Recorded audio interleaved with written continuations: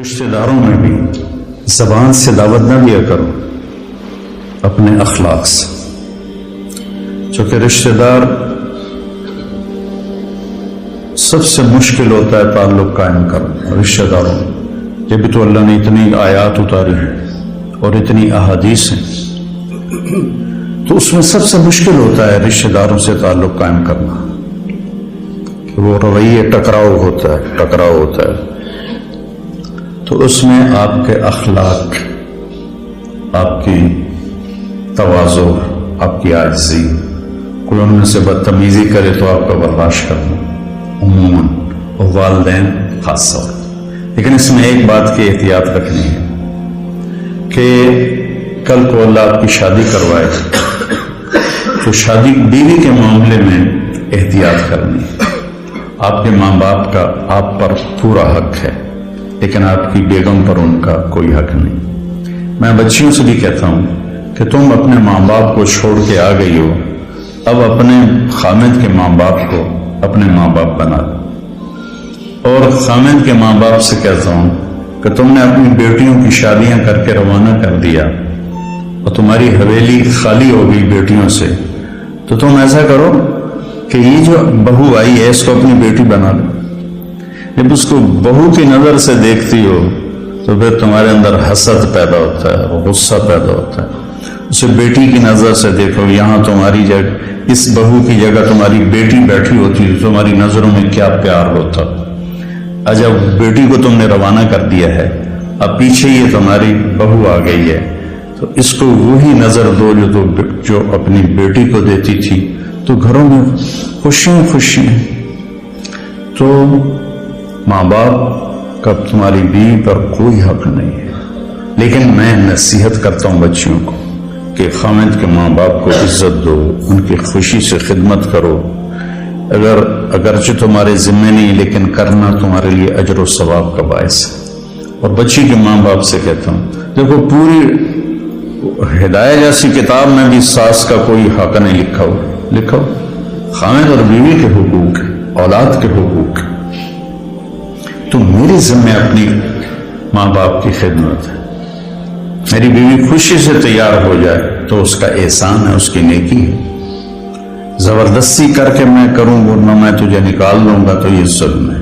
ماں باپ کے کہنے پہ طلاق نہیں دینی، طلاق دے دو بڑی نافرمان ہے۔ اپنی بیٹی کے لیے کہتے ہیں وہیں رہو، وس کے رہو ساڑھے کو نامی، اور بہو کو کہتے ہیں طلاق دے دو اسے، کسی کی بیٹی ہے۔ تو اس میں اعتدال کا راستہ اختیار کرنا یہ آپ لوگوں کے ذمہ ہے۔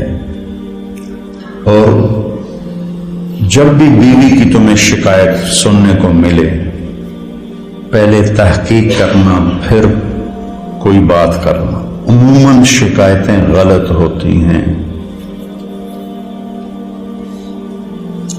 ایک ہماری رشتے میں پڑنانی تھی، رشتے میں مجھے ابھی پتہ ہی نہیں کہ وہ میری کیا لگتی تھی، تو وہ آئی میری نانی کے گھر، تو اندر پردے نال اس کی بہو پیچھے آ رہی تھی۔ میری نانی نے لیے تو میرے کو پوچھنا ہے اے تھوڑا رنگ پیلا کیوں ہو گیا ہے؟ یہ انہوں سمجھا رہی ہے کہ تو میرے کو پوچھنا تو رنگ پیلا کیوں ہو گیا۔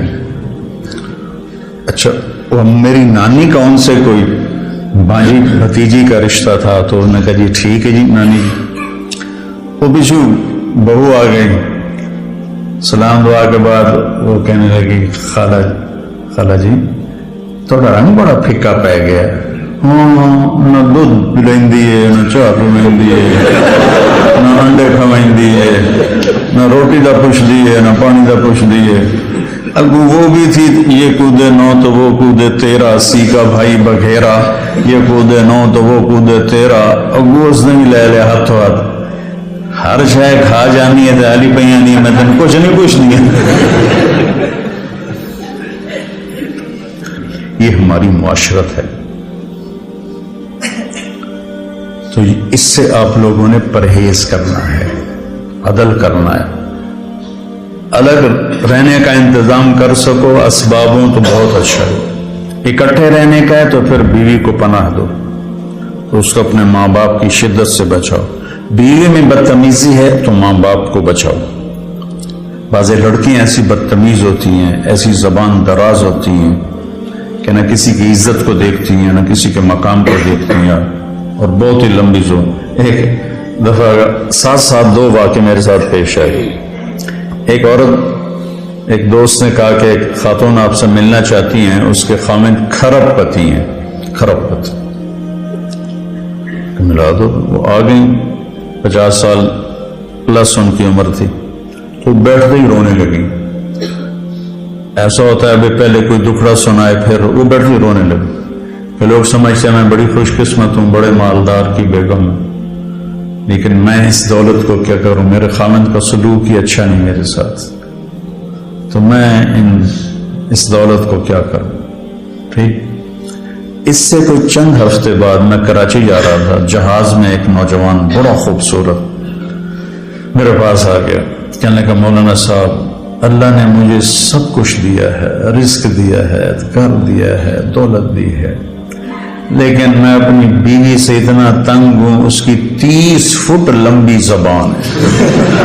میں کہا 29.5 فٹ کٹ دے، باقی 6 انچ منہ چڑھا، اس کی 30 فٹ لمبی زبان ہے۔ تو ایک بیوی کی بدتمیزی سے پریشان ہے، ایک خامند کی بدتمیزی سے پریشان ہے۔ اس لیے بعض اوقات جب بے جوڑ شادیاں ہو جاتی ہیں تو ماں باپ کہتے ہیں نبھاؤ۔ طلاق کس لیے ہے؟ طلاق اس لیے ہے اگر خامد بدتمیز ہے تو ان کی عادت نہیں بدلے گی، بچی کو فارغ کرا لو۔ بچی بدتمیز ہے تو اپنے بچے کو ذلیل نہ کرو، فارغ کرا دو۔ اللہ نے طلاق اس لیے رکھی۔ تو میرے عزیزو، یہ زندگی کے اسباق ہیں جو اتنے ہی ضروری ہیں جتنے ہم باقی اسباق کو پڑھتے ہیں۔